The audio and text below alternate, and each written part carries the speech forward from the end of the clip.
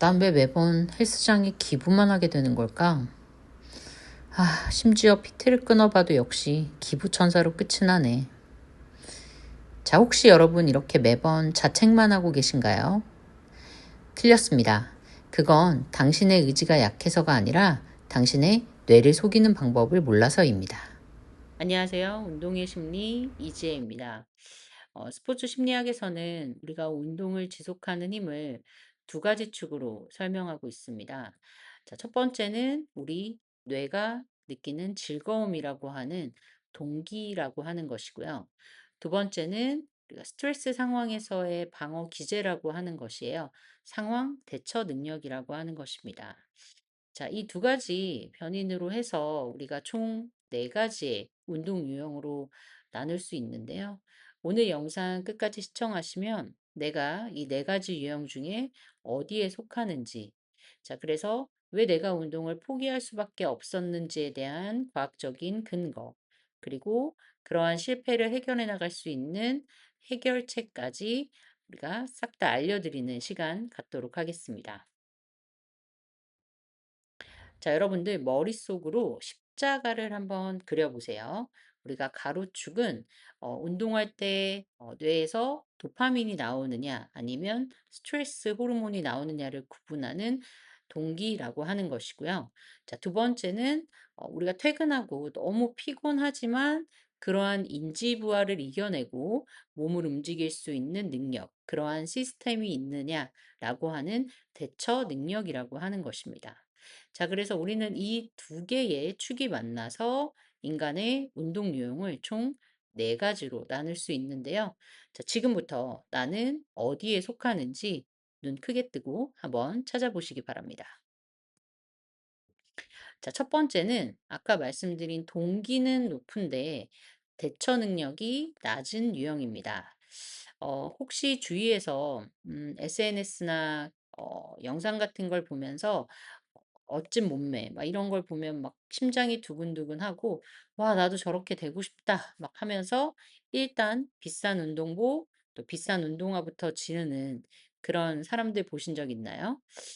자, 그런 분들 특징은 어떠냐면 일단 그런 외부적인 자극에 내가 아주 잠깐 반짝하는 동기가 상승했다가 조금 피곤하거나 뭐 약속이 생기거나 뭐 비가 오거나 하는 경우가 생기면 금방 무너지게 되어 있어요.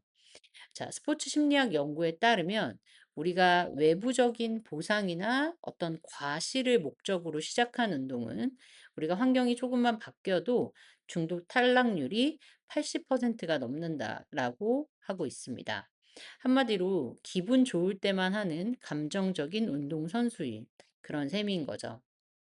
자, 그럼 이런 분들은 어떤 처방이 필요할까요? 네, 바로 의지가 아니라 환경적인 자극을 통제해야 합니다. 이것이 바로 스포츠 심리학에서 사용하는 자극 제어 전략이라고 하는데요.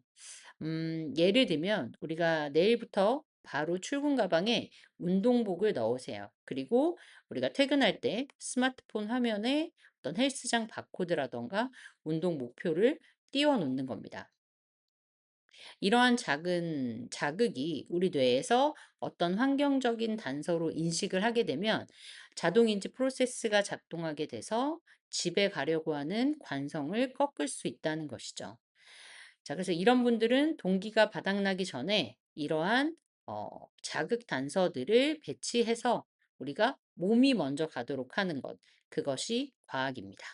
이해하셨죠? 자, 그리고 두 번째 유형은 앞선 첫 번째랑 반대로 동기는 낮은데 대처 능력이 높은 유형입니다.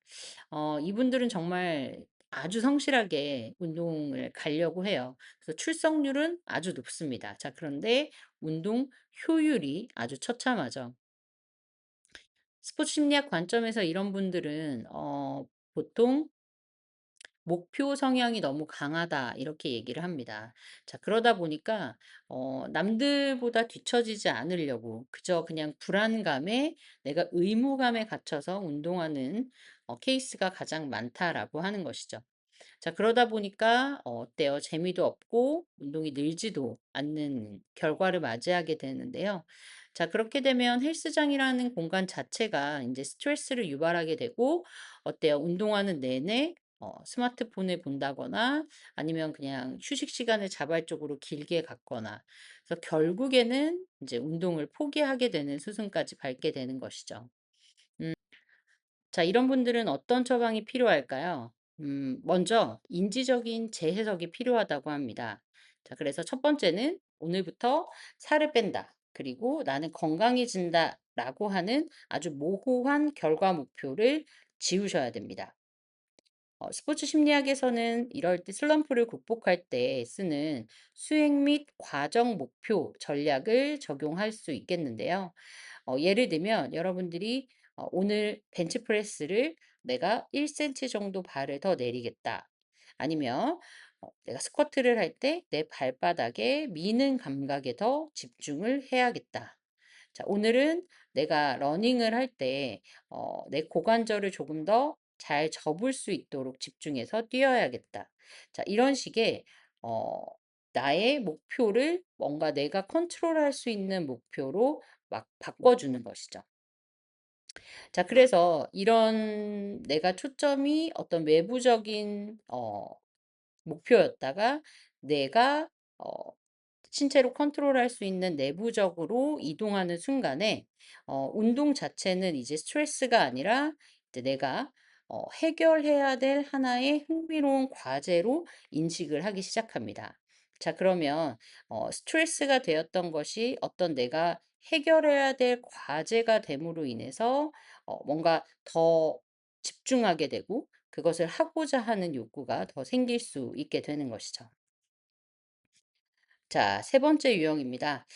가장 어려운 유형이기도 하고, 어떻게 보면 또 가장 많은 유형이기라고 할 수도 있겠어요. 물론 요즘 운동 인구가 많기는 하지만, 이 자발적으로 운동하는 인구라고 생각을 한다면, 아마 이 유형이 가장 많을 수 있을 것 같아요.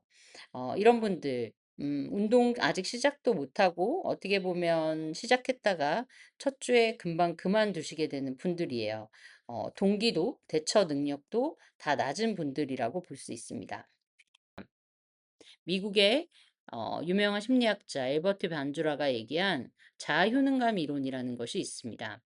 자, 이런 상태인 사람들은 자아효능감이 어떻게 된 상태죠? 바닥을 친 상태라고 할 수 있어요. 그래서 나는 절대 성공해낼 수 없다. 나는 맨날 그냥 헬스장의 기부천사지. 매번 유지하기가 너무 힘들어라고 일단 포기하게 되는 경우가 많거든요. 그래서 이러한 사람들에게 우리가 이 자아효능감을 높여주는 것, 이런 것들이 가장 중요한 요소라고 볼 수 있겠습니다. 그래서 이 스포 심리학에서는 이 자아효능감 회복을 위해서 우리가 과거의 성공 경험을 뇌에 억지로 주입하는 것을 강요합니다. 자, 이런 분들에게는 난이도를 수치스러울 정도로 낮춘다라고 하는 거예요. 자, 예를 들어 볼게요. 처음부터 우리가 헬스장을 끊어놓고, 아, 나가서 1시간 뛰어야지, 나가서 웨이트 트레이닝 해야지 하면, 더 안 가게 된다라고 하는 것이에요. 그래서 처음에는 정말 헬스장에 정말 얼굴 도장만 찍고 온다. 그런 목표로 처음에는 운동복만 갈아입고 라카룸 닫기. 자, 그 다음에는 라카룸에서 나와서 헬스장 한 바퀴 걷기. 뭐 이런 식으로 정말 그게 무슨 운동 목표야? 라고 할 정도의 아주 수치스러운 난이도부터 시작을 하게 되는 것이죠. 대신 그 난이도를 무조건 우리가 내가 성공할 수 있는 정도의 난이도로 설정을 해 놓은 상태에서 성공 경험을 우리 뇌에 주입시키는 것입니다. 자, 그래서 그런 성공의 경험이 쌓일수록 우리 뇌에 마일리지처럼 쌓여서 어느 날 여러분들이 덤벨을 잡을 수 있는 심리적 마일리지를 만들어낼 수 있다라고 하는 것이죠. 자, 마지막은 우리가 동기도 높고 대처 능력도 높은 완벽한 마스터형이라고 할 수 있습니다. 사실 이 유형에서는 뭐 문제도 없고 처방도 필요 없을 것 같아 보이지만 딱 한 가지 주의가 필요합니다. 스포츠 심리학에서는 역류 가설이라는 것이 있는데요. 스포츠 심리학의 역류 가설에 따르면 인간의 수행 능력과 심리적 건강은 어떤 적절한 각성 수준에서의 정점을 찍지만 그것이 넘어선 과도한 상황이 되면 오히려 낭떠러지로 떨어진다라고 하는 것이죠. 이 얘기는 뭐냐면, 운동이 어느 정도의 적정 수준을 넘어서 어떤 부적응적인 운동 중독 상태까지 가게 된다라고 하면, 우리가 신체에 무리가 된다라고 하는 신호를 무시한 채로 운동을 강행하게 되는 어떤 인지적인 왜곡 현상, 강박 현상들이 나타나게 됩니다. 이런 분들에게는 어떤 처방이 필요할까요? 이런 분들은 근육 운동이 아니라 휴식 운동이라고 하는 처방입니다. 휴식이 왜 운동이냐고요? 스포츠 심리학에서는 우리가 휴식도 훈련의 일부라라고 말합니다. 그래서 엘리트 선수들에게 필수적으로 적용되는 주기화 이론이라는 심리를 대입하는 것인데요. 휴식도 훈련이다라고 하는 것을 꼭 명심할 수 있도록 합니다.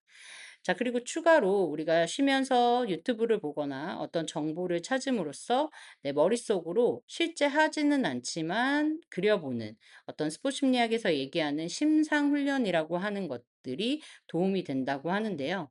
이런 심상 훈련은 실제 훈련의 80%에 달하는 신경 활성화 효과가 증명된 방법이라고 하니까 이러한 방법을 써보시는 것도 좋을 것 같습니다. 이렇게 스포츠 심리학 관점에서 살펴본 운동 유형에 따른 특징과 처방을 살펴보았습니다.